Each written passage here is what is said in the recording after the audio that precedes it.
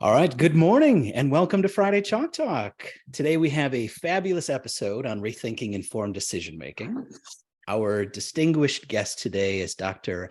Mobazelak, and he is a gastrointestinal surgeon with a resume of training all over the globe, from Bombay to London to the Leeds and Memorial Sloan Kettering Cancer Center in New York.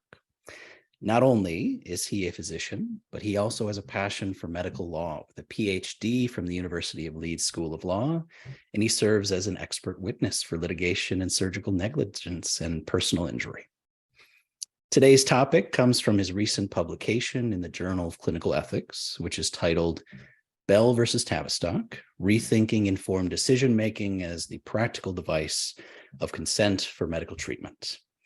So Mobazelak, thank you for graciously giving us some of your knowledge and your time today so that we can better advocate for our patients, and welcome. Thank you, Marty. It's my pleasure to be here with your group and with you. Wonderful. For our audience today, the format will be two parts.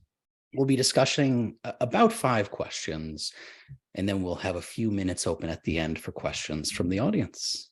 So we'll jump right in. So question number 1 really is to know you a little bit better. So why this topic? Why this case? What is it that sort of personally and professionally drew you to this? So what drew me towards medical law, from being a practicing surgeon, which is what I continue to be, was the topic of informed consent. That what exactly does informed consent mean? And that is what my PhD was about. It was about the limits and the boundaries of informed consent. And this particular case that I wrote, the paper in the Journal of Clinical Ethics, which you kindly read, dealt with this in the case itself was not about informed consent. So the case itself was about making a decision about children with gender dysphoria and gender transition surgery. But it picks up on very important issues that allude then to consent and to decision making. So that's what piqued my interest in this case. Yeah, same here. I mean, lots of overlap with medical decision making in palliative care. So our sort of point number 2 is that your paper, it really allows readers, I think, to better appreciate, better sort of do a deep dive into the ongoing debate of the adequacy, maybe we should call it inadequacy, of informed consent.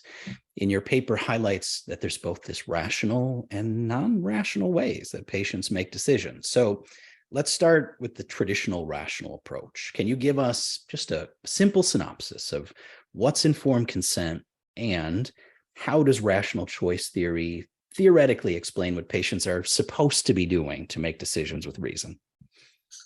So I think the historical aspect and the background to this is really interesting. So informed consent is in fact a term that has been coined in law and not in ethics. So the term first appears in a decision in a case called Salgo versus Leland Stanford Jr. Hospital Board of Trustees, which was, I think, a California circuit decision somewhere in the 1960s. And there the judge first uses this term informed consent. And in a sense, it is a pleonasm because there is, how can consent be uninformed? How can you consent to something which you don't know anything about? So you have to know something about it. So for you to provide consent. The question then is, what should you know? And what is the information that should be given to you? And then the second highlight point is the equation that is made between consent and decision making. And then we come across informed decision making, shared decision making. I think it's important to note that prominent bioethicists, in particularly Beauchamp and Childress, whose theory of bioethics is the preeminent theory, they dispute this equation of consent with decision making. For them, these are two different things. But that's not the way we commonly regard it. Commonly, we regard the vehicle for consent to be a process of decision making. And then in that, it is informed decision making, whereby we supply the patient with the necessary information about the courses of action which are available or open to the patient. And then the patient then makes a choice. A separate notion from informed decision making is shared decision making. And that in itself becomes a point of debate then, that what is the difference? But informed decision making as it stands, the doctor's role is simply to supply information. And that's based on the premise that the patient will not have medical technical information that you and I will have in our respective fields of specialization. So that's the power imbalance between the doctor and the patient. So in informed decision making, that power imbalance is redressed by the doctor supplying the information to the patient. And then the premise is that once the patient has that information, the patient can process that information, and the patient can make his or her own choice or decision. So that engages the premises of the theory of rational choice, which has been around in behavioral economics for some time. And that has just these premises. So the theory there is that if a person, and this has to do with issues that can be anything, not healthcare, that if a person is given information about the situation, then he or she will have well-defined goals in mind. So he or she will have her own goals in mind, their own aims in mind. And if he or she is given the information about the means towards achieving those goals, then he'll be able to select, or he or she will be able to select the appropriate means and make that choice. Sure. And so that's the where we stand with the theoretical basis of informed decision making. So the theoretical basis of informed decision making, the theory that is engaged there is the rational choice theory. Yeah.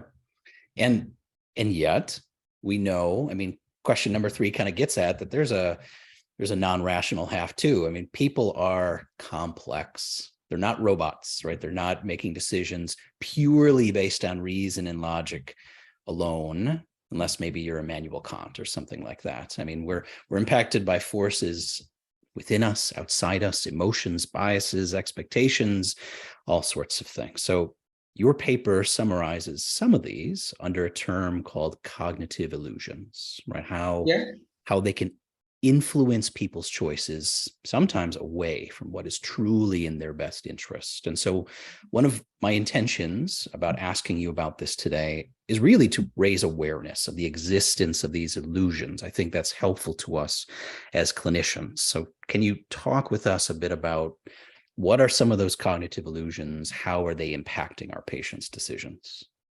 So, the cognitive illusions essentially refers to or picks up a fallacy in the premises of the rational choice theory. So, as I was saying, an important premise of the rational choice theory is that as human beings, we have clearly defined goals in our mind. That, I have a clearly defined goal in my mind if I have a particular disease or illness, to put it in the healthcare context, as to where I want to go with this and where I want to reach. And of course, that then brings in the clash between what I might want and what the reality is. I mean, I think it's right to say that if any of us all of us want to be in good health. And if any one of us runs into a health problem, then in the ideal world, we want to be restored back to, to the ideal state of normality that we were in. But the reality is that very often that simply cannot be done, or it simply cannot happen. And therein lies the source of the cognitive dissonances and the illusions that come up.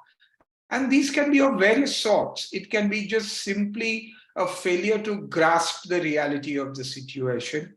It may be being swayed by anecdotes that we've heard. It may be swayed by misinformation. It may be swayed by letting go of a particular idea that we might have heard, for instance, that a particular situation can be dealt with, or indeed, maybe we have been treated for a particular disease in the past and it's worked. So I'm hanging on to the idea that that's going to work even now.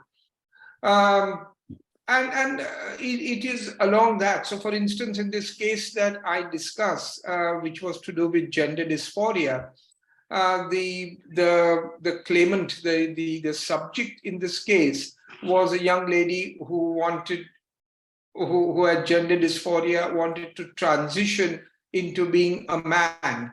And as she describes in her testimony to the court, the picture in her mind was that, from being a girl, she'd be transformed into this biologically and physically perfect young male. Now, that was just simply not going to happen, or could not happen. That is the reality of the situation. And therein lay her dissonances.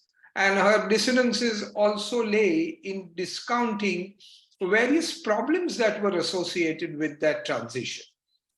In terms of physical problems, in terms of psychological problems, in terms of long-term emotional and relationship problems. And then, of course, the reality of what medicine could actually deliver. Medicine simply could not make her into this biologically perfect young man. So I think that this case for me highlights that, and it highlights the legal professions, the judges' grasp of the situation. And I think that's what, for me, I really love about the law, as compared to ethics. With ethics, we debate various situations, and then sometimes we are at an impasse. And we leave the debate unconcluded. We leave it at the point that, yeah, you're right in your place, I'm right in mine. Judges simply can't do that. They have to come down on one side of the fence. There has to be a winner and a loser, and the debate has to be concluded. So that's a personal vignette. Gotcha. We're already starting to get questions, and I see hands being raised, but we'll get to them at the very end.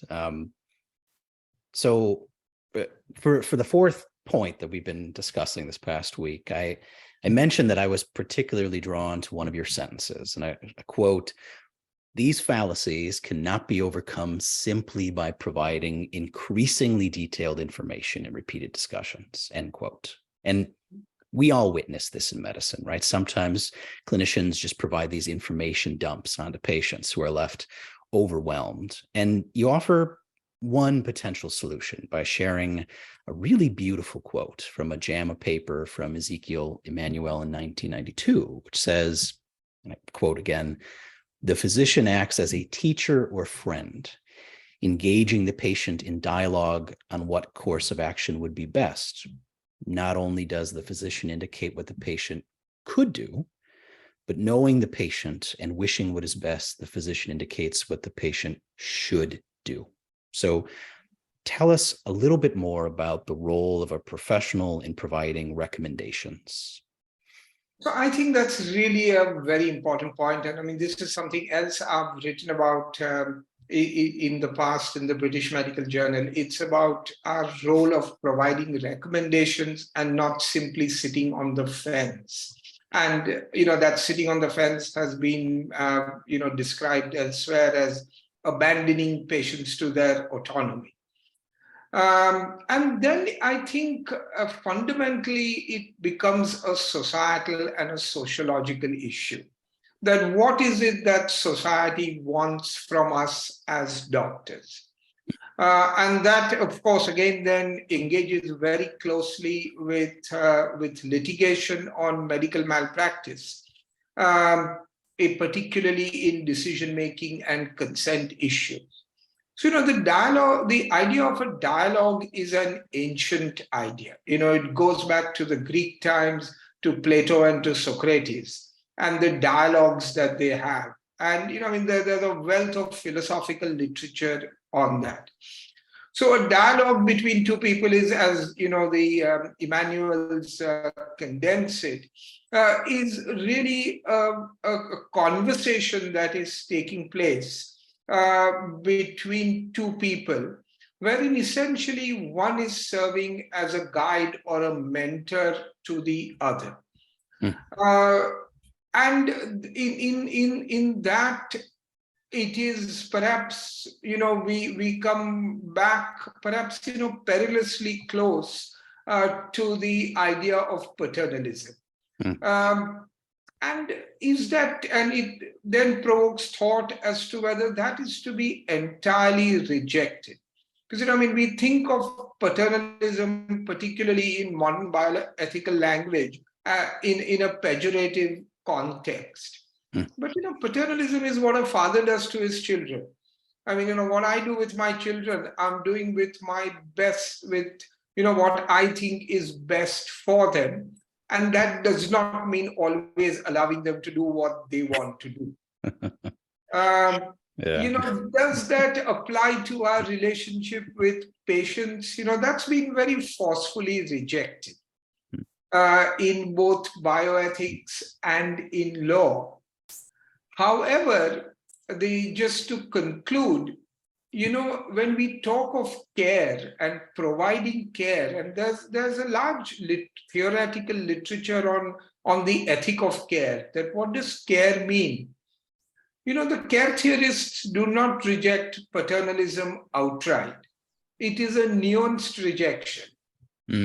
So, there has to be a nuance to it. And, we might, if we don't like the word paternalism, we can replace it with something else because of just the symbolic baggage that it carries. But it is that idea of it is not always giving in. It's a question, yes, of understanding, of engaging, of having that dialogue. But there is a boundary to that. And I think that is what is the real challenge. It is identifying and setting that boundary. Oh, thank you. You said so many beautiful things there. In a moment, we'll open it up for some questions. I just have one last one for you before we open it for the audience. So you wrote this paper. What are you hoping that clinicians, social workers, chaplains, everybody on the front line, what are you hoping they will do differently as a result of raising awareness of this? So I think that one of the ideas which, I'm working on and I've put forward to clinical colleagues is that when we are talking about consent, and, that is my, my interest, is we've got to be conceptually very clear about what we mean. And in a nutshell, consent has to have a starting point, as does decision-making. So in terms of that, we've got to be very clear in the first place about options that are proper or right or available, however we might want to term it. And then the decision-making about choosing between or among those options has to start off from there. So, choice has to have a starting point. and that starting point itself cannot be self-determined. So, I mean, I know yourself, you and your colleagues are palliative care physicians, and I can't immediately think of a good example in the palliative care arena. But, in terms of what I do, which is surgery, if a patient comes to me with a particular surgical problem, I can say that, okay, A, B, and C are the treatments which are available, of which A and B might be different types of operations, C might be a drug. And then we can proceed along the lines of discussing A, B, and C, and then coming to a decision about what should be done for that patient. And that may be doing nothing. It may not be doing A, B, or C, but it cannot introduce D, E, and F into the picture. Yeah, I figured you were going there. So, that I think we need to be conceptually very clear about. Yeah. In terms of starting. And I dare say that, there'll be good examples of this, in your area of palliative care. All the time. All right. In interest of time, I would like to open it up to the floor. Our first question comes from Rose. Rose, could I have you unmute? There we go. Thank you so much. As I think Marty has said, there's been amazing information and set up so beautifully. I'm a huge proponent of shared decision making. I work in cardiac transplant in palliative care, and a large part of our job is having those more nuanced discussions, not just about including the ins and outs of these surgeries and the recovery and all of that, but also having that dialogue back and forth with the patient and family about what life is like, what can you manage? And we have the luxury of having an interdisciplinary team that also addresses those things. So whereas for someone like yourself as a surgeon, in surgery, you don't necessarily have those other components. To then, we also have the luxury of having a committee to be able to decide these things. And it is often this cross between paternalism, because we know what this all looks like, and what can the patient deal with? What can the family deal with? And ultimately, you hope for those good outcomes, and still sometimes you don't get there. Like, yeah. You can't get there. You can't figure for everything. Yeah. And so I appreciate this discussion a lot. One of the things that I would wonder about from your perspective is patients and families with low health literacy. It's such a challenge. And then you feel sometimes like ethically you haven't done your job either way. Either if you're saying you can't get this because you can't get it, you can't figure out how this is really going to be, or do we proceed knowing this patient really isn't getting it? Yeah. So I think it is that is really a challenge in patients who of course will have varying degrees of health literacy. And the important thing there, I think, to bear in mind is that taking the patient's perspective into view is of course very important. But at the same time, it's important to remember that the patient's perspective can offer an advantage as well as it can offer limitations.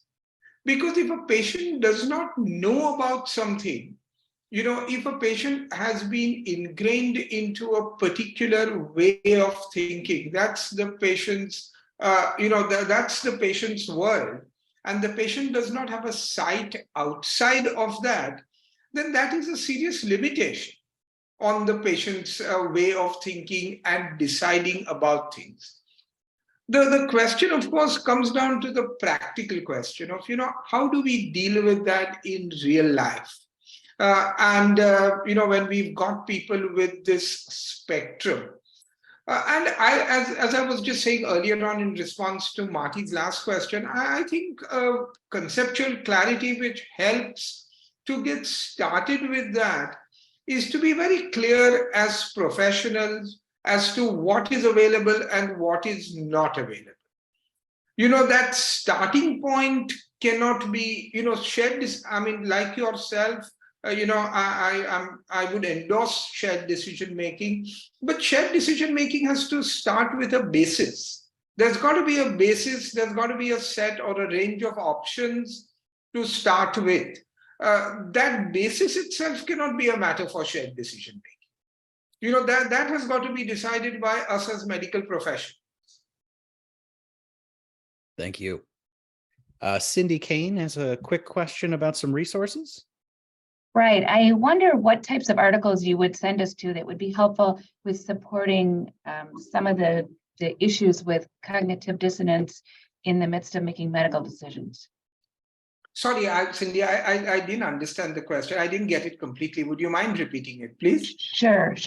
So when we're thinking about cognitive illusions in the midst of medical care and how we present things to patients, I wonder what kind of articles would be helpful for us in applying this to our discussions with patients and families. Yeah, so in terms of articles, there's a dearth of medical literature on this. Most of the writings on this, on what is, on cognitive illusions, on what has been known as adaptive preferences, is within the whole genre of feminist theories, and it has its roots in settings of disadvantaged women in disadvantaged parts of the world, and the whole idea of feminism which comes up from that. I think in medicine itself, it has been seriously underexplored, and I think that is important work that needs to be done. All right, Leanne? Yeah, thank you. This was a really great discussion. I guess thinking about that last quote that Marty read about the physician indicates what the patient could do, but then knowing the patient and wishing what's best, they indicate what the patient should do. I love that, and I think that's important. And I loved your phrase of abandoning patients to their autonomy. That's very often exactly what we do. We say, here's A and B, you decide. We throw our hands up and walk away. I guess my big issue is that I think where we miss the boat a lot as clinicians is actually assessing and knowing the patient and understanding their wishes. I think we come at it with what we think they should do. And I guess that's my question. To me, that's what the shared decision part is. The shared decision is I come with the expertise in the medical knowledge, but they come with the expertise in themselves. And I think that's where palliative clinicians really do shine, is that we try very hard to do that. But I guess that's my question for you, is looking at it from an ethical component and from your work that you've done, do you have any ideas for how to help elicit those patient choices? And I think that's a hard one. I think what, for me, clarifies it and makes it, at least one step towards the solution is for us to be very clear as to what are the things that can be done. That in itself cannot be a matter for discussion. So, as I said, within the, I don't have good palliative care examples immediately to mind.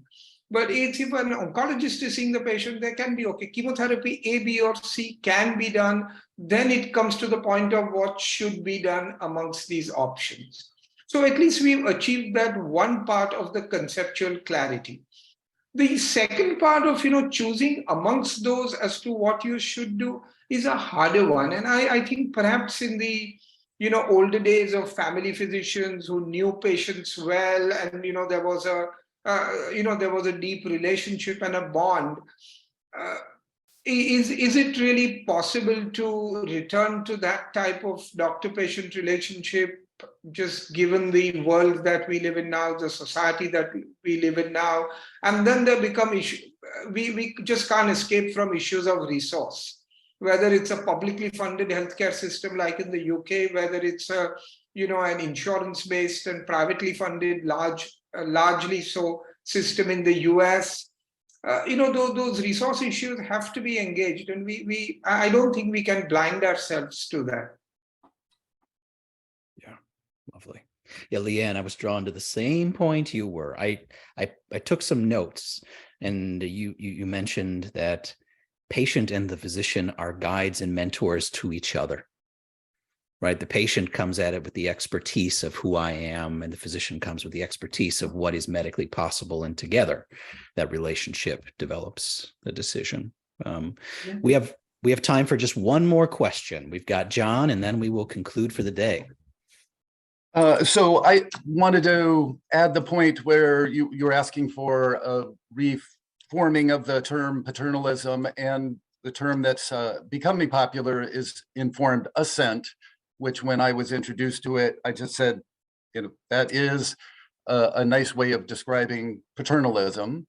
My question though is, as I got to the end of your article, I was waiting for what the answer was going to be of what alternative there is to informed consent. You point out a lot of disadvantages, which in my role as a palliative care provider, and I appreciate Leanne's previous question, because I think it is our role to very quickly become comfortable with this particular patient and go with their lead of how they interpret the data, because my fear is that the negatives that you point out in your article to informed consent don't respect that variety, and a lot of those things that are negatives are actually the beauty of working with a variety of patients who can tell me, two different people can tell me the exact same reasons that they would want or that they can give me the exact same reasons or goals of for their care, yet come up with different answers entirely of whether they want CPR. So, but I guess my question is there an alternative? So yeah, so I think you bring up, very quickly, you bring up a very valid point, and that's why informed decision making simply cannot be jumped. If to introduce paternalism under any guise or under any term that one might want has to be very carefully nuanced. The informed assent side of things, I'm somewhat cautious about, and I'm not familiar with US law, but UK law makes it very clear, for good philosophical reasons, that consent is a contingent ethic. There are some things for which consent should not be sought and it cannot be given. I cannot ask you for consent to chop off your arm, and you cannot give me that consent. That would just not be a defense for doing it. In terms of what can we do differently, there isn't an easy answer. My draw is more towards political philosophy than to ethics, because that then engages questions in political philosophy of what is equitable, what is fair. I've got some ideas about that which we are working on. I just don't think, in very brief, it is to reconceptualize consent, as an expression of freedom, and then what are the limits and boundaries on that. And I'd love to talk more about that. I don't think, Marty, we have the time to go into it, do we?